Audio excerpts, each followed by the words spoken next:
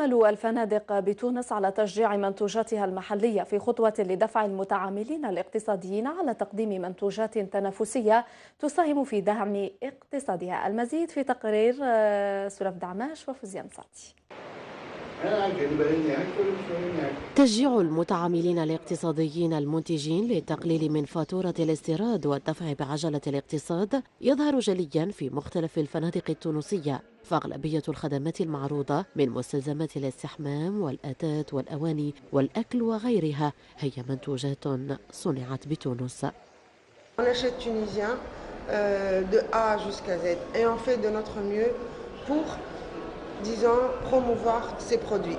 احنا ديما on opte pour tout ce qui est un produit local معناتها وقتاش نلتجئوا للمنتوج الاجنبي وقت اللي ما ثماش المنتوج التونسي، لكن بالنسبه لي فورنيسور نتاعنا دي فورنيسور لوكو، بالنسبه للمنتوجات دي برودوي لوكو معناتها ديما on opte pour ça.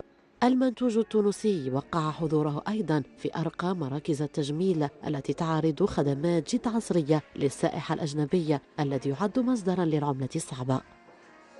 Producteurs locaux très professionnels, donc on utilise leur marque pour favoriser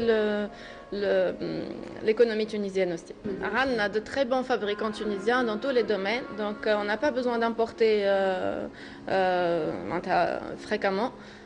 Quelques produits, oui, firme importation obligée, mais sinon on utilise purement tunisien quand on peut.